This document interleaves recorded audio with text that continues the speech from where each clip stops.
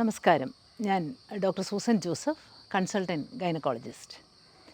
ഒരു ഗൈനക്കോളജിസ്റ്റിൻ്റെ അടുക്കൽ delivery അടുക്കാറാകുമ്പോൾ pregnant ladies ചോദിക്കുന്ന ഒരു ചോദ്യമുണ്ട്. എനിക്ക് നോർമൽ ഡെലിവറി പറ്റുമല്ലോ ഡോക്ടറെ എന്ന്. അപ്പോൾ സാധാരണ മജോറിറ്റിക്കും നോർമൽ ഡെലിവറി ആകുവാനാണ് താല്പര്യം. എന്നാൽ അപൂർവമായിട്ട് സിസേറിയൻ സെക്ഷന് ഡിമാൻഡ് ചെയ്യുന്നവരും ഉണ്ട്. ഇന്ന് നമുക്ക് നോക്കാം എന്താണ് നോർമൽ ഡെലിവറി, എന്താണ് സിസേറിയൻ സെക്ഷൻ, തമ്മിലുള്ള വ്യത്യാസം, ഡിസഡ്വാൻറ്റേജസ്, അഡ്വാൻറ്റേജസ് എല്ലാം നമുക്കൊന്ന് ചെക്ക് ചെയ്യാം.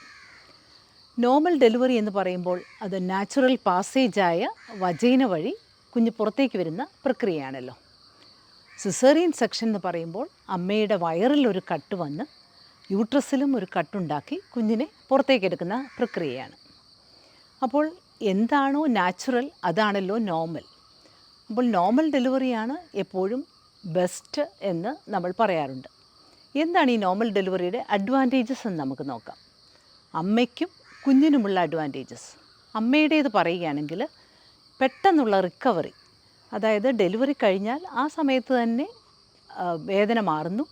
അതുപോലെ തന്നെ കുഞ്ഞുമായിട്ടുള്ള ഒരു ബോണ്ടിങ്, അത് പിന്നെ ബ്രസ്റ്റ് ഫീഡിങ് നമുക്ക് പെട്ടെന്ന് തന്നെ കൊടുക്കാൻ സാധിക്കുന്നു. ഡെലിവറി കഴിഞ്ഞ് തന്നെ അവൾക്ക് സാധാരണ ലൈഫിലേക്ക്, അതായത് സാധാരണ പോലെ ഭക്ഷണം കഴിക്കാനും ഒക്കെയുള്ള നോർമൽ റിക്കവറി പീരീഡ് പെട്ടെന്ന് തന്നെയാണ് നോർമൽ ഡെലിവറി കഴിയുമ്പോൾ ഉണ്ടാകുക. എന്നാൽ സിസേറിയൻ സെക്ഷൻ കഴിഞ്ഞാൽ കുറച്ച് സമയമെടുക്കും. കുറച്ച് സമയത്തേക്കിന് ബ്രസ്റ്റ് ഫീഡിങ്ങിനോ അതും കുറച്ച് ഡിലേ ആയിട്ട് നടക്കുകയുള്ളൂ. അതുപോലെ തന്നെ ആ നോർമൽ ലൈഫിലേക്ക് വരുവാൻ കുറച്ച് സമയമെടുക്കും. പിന്നെയുള്ള ഒരു അഡ്വാൻറ്റേജ് എന്താണെന്ന് നമ്മൾ ചോദിച്ചാൽ, നോർമൽ സിസേറിയൻ സെക്ഷൻ കഴിഞ്ഞാലുള്ള മാതൃമരണ നിരക്ക് നോർമൽ ഡെലിവറിയെക്കാട്ടിലും 5 times കൂടുതലാണ്.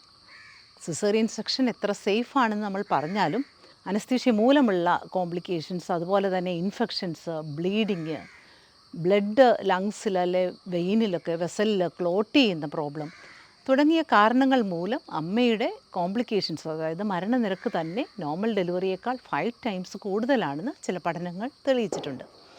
അതുപോലെ തന്നെ അടുത്ത പ്രഗ്നൻസിയിൽ പ്ലാസൻ്റ ഈ സ്കാറിൽ ഒട്ടിപ്പിടിച്ചിരിക്കാനും തൽഫലമായുള്ള കോംപ്ലിക്കേഷൻസ് ഉണ്ടാകാനും സാധ്യതയാണ്. അതുപോലെ വേറെ ഏതെങ്കിലും ഒരു ഓപ്പറേഷന് വേണ്ടി പിന്നെ വയറ് നമ്മൾ തുറക്കേണ്ട സമയം വരുമ്പോൾ മിക്കവാറും ഈ ബ്ലാഡറൊക്കെ ഒട്ടിപ്പിടിച്ചിരിക്കാനും തൽഫലമായി ഈ വയറിനകത്തുള്ള കുടൽ, ബ്ലാഡർ തുടങ്ങിയ ഓർഗൻസിനൊക്കെ ഡാമേജ് ഉണ്ടാകാനുള്ള, ഇഞ്ചുറി ഉണ്ടാകാനുള്ള ഒരു സാധ്യത ഈ സിസേറിയൻ സെക്ഷൻ കഴിഞ്ഞവരിൽ നോർമൽ ഡെലിവറിക്കാരെക്കാളും കൂടുതലാണ്. ഇനി കുഞ്ഞിനുള്ള അഡ്വാൻറ്റേജസ് എന്താണെന്ന് നമ്മൾ ചോദിച്ചാൽ, കുഞ്ഞിനെക്കുറിച്ച് പറയുമ്പോൾ ഒരു മനുഷ്യൻ്റെ ജീവിതത്തിലെ, ആയുസ്സിലെ ഏറ്റവും ഡിഫിക്കൽട്ടായിട്ടുള്ള ജേർണിയാണ് ഈ അമ്മയുടെ വയറിൽ നിന്നും പുറത്തേക്ക് വരുന്ന ആ ഇടുപ്പിലൂടെ, ആ പെൽവിസിലൂടെ പുറത്തേക്ക് വരുന്ന ആ 10 centimeter ജേർണി. ഈ യാത്ര, ഈ ജേർണി വിജയകരമായി ഓവർകം ചെയ്ത് പുറത്തു വരുന്ന കുഞ്ഞുങ്ങൾ അവരുടെ ലങ്സിൽ, ശ്വാസകോശത്തിൽ ഉള്ള ഫ്ലൂയിഡ് ഒന്ന് സ്ക്വീസ്ഡ് ഔട്ട് ചെയ്ത് പുറത്തേക്ക് വെള്ളം കളഞ്ഞ് പുറത്തേക്ക് വരുമ്പോൾ ആ കുഞ്ഞുങ്ങൾക്ക് ശ്വാസം മുട്ടലുണ്ടാകാനുള്ള സാധ്യത, അതുപോലെ തന്നെ ICU അഡ്മിഷൻസ്, ഇതെല്ലാം മറ്റുള്ള സിസേറിയൻ ബേബിയെ അപേക്ഷിച്ച് കുറവാണ്. അതുപോലെ തന്നെ നമ്മൾ പറയുക, ഈ ഡെലിവറി ടൈമിൽ, നോർമൽ ഡെലിവറിയിൽ കുഞ്ഞ് ഈ വജൈന വഴി യോനിയിലൂടെ പുറത്തേക്ക് വരുമ്പോൾ അമ്മയുടെ വജൈനയിലുള്ള മൈക്രോബ്സ്, അതായത് ബാക്ടീരിയ, ഈ കുഞ്ഞ് അതിനൊരു ഷവർ തന്നെ ഈ കുഞ്ഞിന് ലഭിക്കുകയാണ്. അപ്പോൾ ഇതാണ് കുഞ്ഞിൻ്റെ ജീവിതത്തിലെ ഫസ്റ്റ് ഗിഫ്റ്റ് എന്ന് നമ്മൾ പറയുമ്പോൾ. ഈ ഗിഫ്റ്റ് നമുക്ക് വളരെ അതിശയകരമായി തോന്നാം, ഈ ഒരു ബാക്ടീരിയയുടെ ഒരു ഗിഫ്റ്റോ എന്ന്. പക്ഷേ പഠനങ്ങൾ തെളിയിച്ചിരിക്കുന്നത് ഈ വജൈനൽ ഡെലിവറി വഴി ഈ വജൈനൽ ബാക്ടീരിയയുടെ ഒരു കോളനി കുഞ്ഞിൻ്റെ മൂക്കിൽ, അതുപോലെ കണ്ണിൽ, വായിലൂടെ, ഗട്ടിൽ ഒക്കെ കയറുമ്പോൾ ഈ കുഞ്ഞുങ്ങൾക്ക് ഭാവിയിൽ ഈ അലർജിക് ഡിസോർഡേഴ്സ് കുറയാനും ജീവിതത്തിൽ ഇമ്മ്യൂണിറ്റി കൂടുതൽ കിട്ടാനും ഡയബറ്റിസ് തുടങ്ങിയ അസുഖങ്ങൾ ഉണ്ടാവാതിരിക്കാനും അതുപോലെ സീലിയാക് ഡിസീസ് തുടങ്ങിയ അസുഖങ്ങൾക്കൊക്കെയുള്ള ഒരു പ്രിവെൻഷൻ ഈ വജൈനൽ മൈക്രോബിൽ നിന്ന് ലഭിക്കുന്നുവെന്നാണ് ഇപ്പോൾ പഠനങ്ങൾ തെളിയിച്ചിരിക്കുന്നത്. ഇപ്പോൾ പ്രത്യേകിച്ച് സിസേറിയൻ സെക്ഷൻ്റെ റേറ്റ് വളരെ കൂടുതലായിരിക്കുന്ന സമയത്ത് ഇപ്പോൾ US ഇതിനുവേണ്ടിയുള്ളൊരു പഠനം തന്നെ നടക്കുകയാണ്. അതായത് സിസേറിയൻ സെക്ഷൻ കഴിഞ്ഞു വരുന്ന കുഞ്ഞുങ്ങൾക്ക് ഈ അഡ്വാൻറ്റേജസ് ലഭിക്കാനായിട്ട് അവർ ചെയ്യുന്നത്, വജൈനയിൽ ഒരു ഗോസ് വെച്ചിട്ട്, ഒരു ഫോൾഡ് ചെയ്ത് വെച്ചിട്ട്, ആ സിസേറിയൻ സെക്ഷൻ കഴിഞ്ഞ് കുഞ്ഞിനെ പുറത്തേക്ക് എടുക്കുന്ന അതേ സമയത്ത് തന്നെ കുഞ്ഞിൻ്റെ ദേഹത്ത്, മുഖത്തൊക്കെ ഇതുകൊണ്ടൊന്ന് തുടയ്ക്കുക എന്നാണ്.